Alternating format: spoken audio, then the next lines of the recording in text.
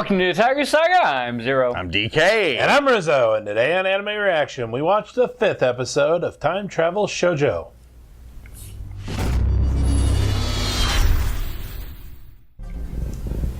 If you want to check out our reaction to the 5th episode of Time Travel Shoujo, hit that link in the description below. And be sure to give us feedback in the comment section because we love hearing from ya. And as always, if you like what you see, subscribe to Otaku Saga. And don't forget to like and share our videos. And thanks for watching.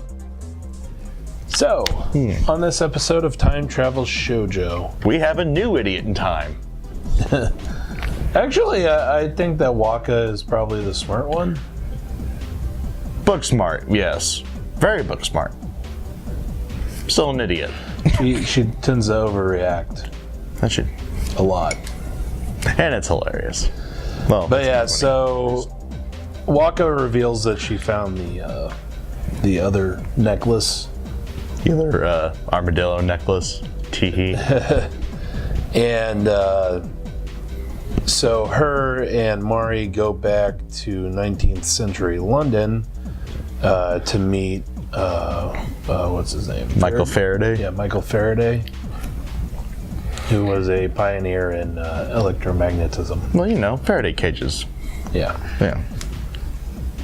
I only know the name of Faraday. Like I couldn't even correlate Faraday to his experiment here. I know of the experiment, but I didn't actually know who did it. So. Oh yeah, that's kind of one of the charms of the show. Yep. You get to see. Yeah, that's why it's an educational show. And it's excellent at doing so. Yes. It does a really good job of framing the educational stuff in a way that's not boring. That's true. Not boring for one, but not entirely cheesy either. Strikes a decent balance, I think. Yeah. This episode in particular was pretty animated. I said it a few times during the reaction, but say it again here. There were a lot of like overreactions and just cartoony faces and I think it's really interesting how Mari really overreacts to some of the random talking that the scientist was doing. And then Waka overreacts to everything else. And then at the same time doesn't react at all. The whole with the whole what the hell was his name? Her crush. Oh, Futa. Futa.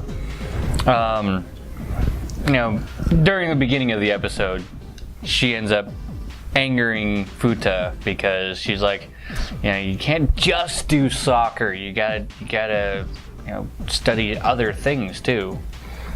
Just being a tsundere. Well, just being smart. yeah. It's kind of a thing, you don't want to try to put all your eggs in one basket.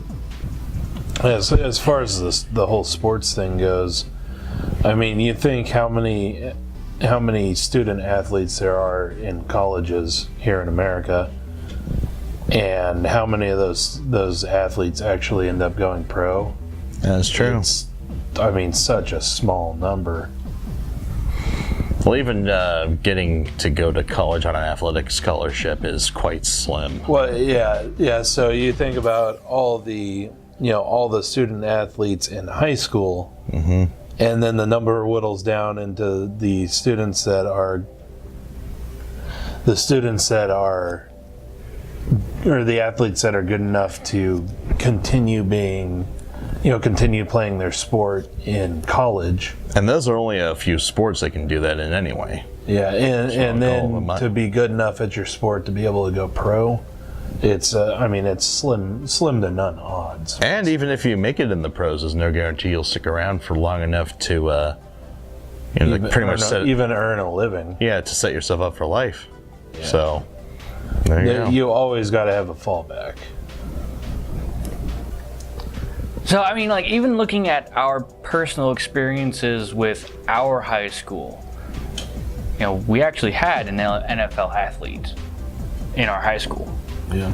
Yeah. We had somebody who went to the NFL. We had somebody who went to Major League Baseball. So, but I mean, you got to think that's 2 guys out of 400 athletes. Probably more. Actually, 400 athletes if you're talking about the amount of guys who played those 2 sports over the course of like 20 years. Well, then yeah, filter it down even more. Because I mean, there was. Yeah, I'm just saying, like, out of our entire high school's history, which what is it up? How long? About 60 years. It's an old high school. if you really want to go, well, in comparison to a lot of high schools in the country, it's not that old. But it's one of the older ones in Colorado, but it's not that. no, that's I know that it's more than 50.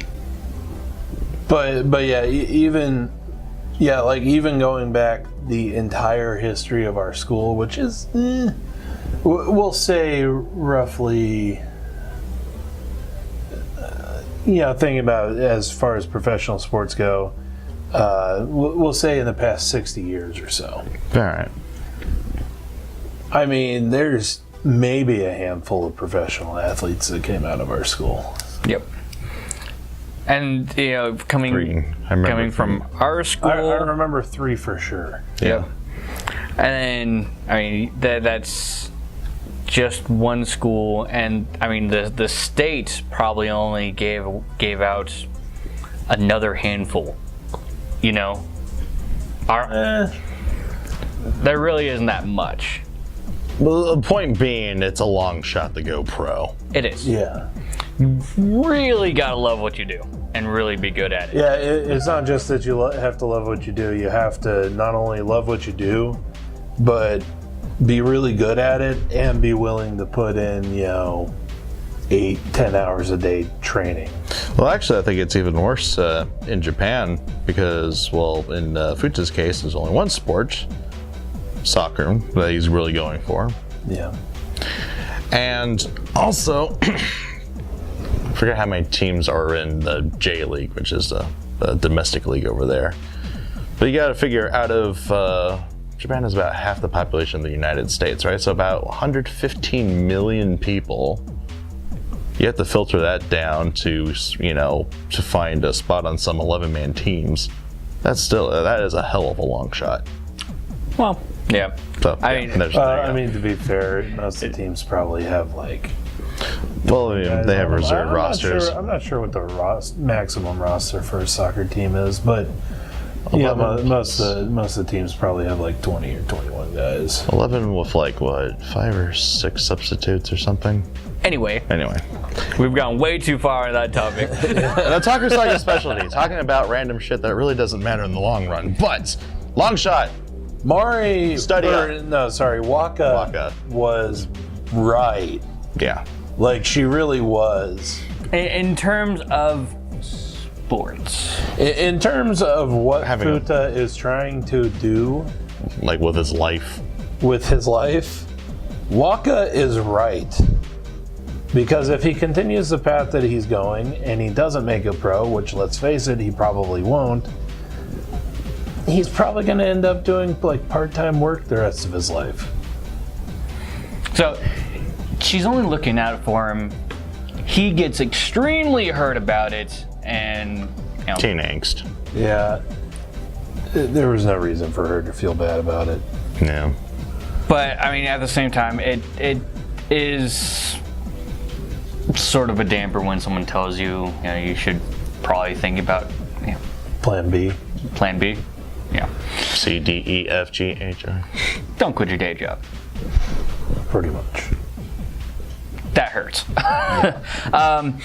But the reaction, going way back to the original reason why we got on this topic, Waka's reaction back in the past when she kind of gets this realization that Where she starts to feel bad about what she said.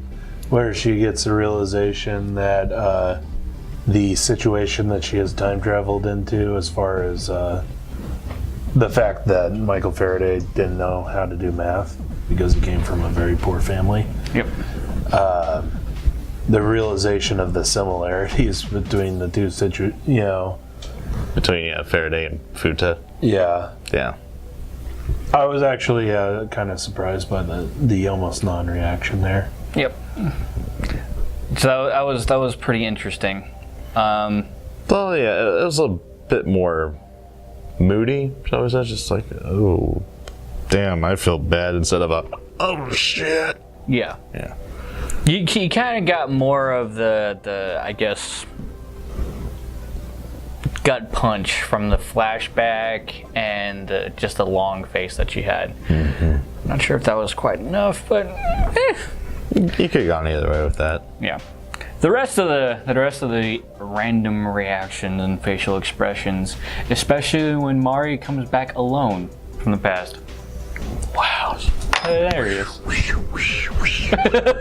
But yeah, so at the epic. end of the episode, Mari comes back alone because the system said that it overloaded. Mm-hmm. So it can only take one back at a time.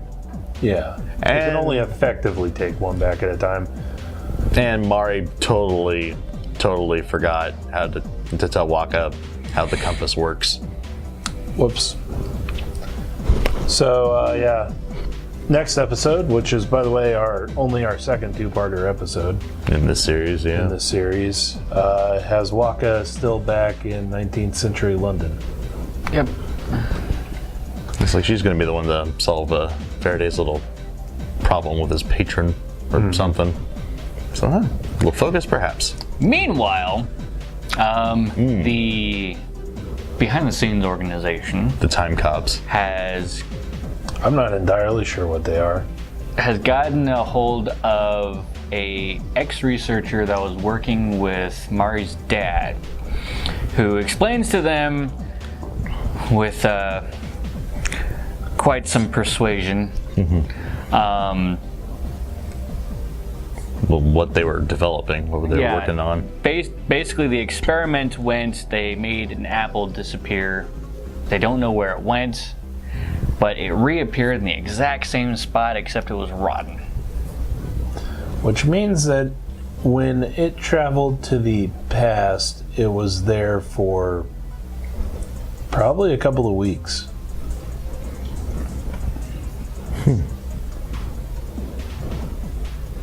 Wonder how long Waka's going to be stuck in the past. Hopefully no more than a day or two. That'd still be frightening. Yeah. Well, I mean, that's true. You still are going to age physically. Yeah. So, But anyway, so let us know what you thought of the anime and what you thought of our reaction in the comment section below.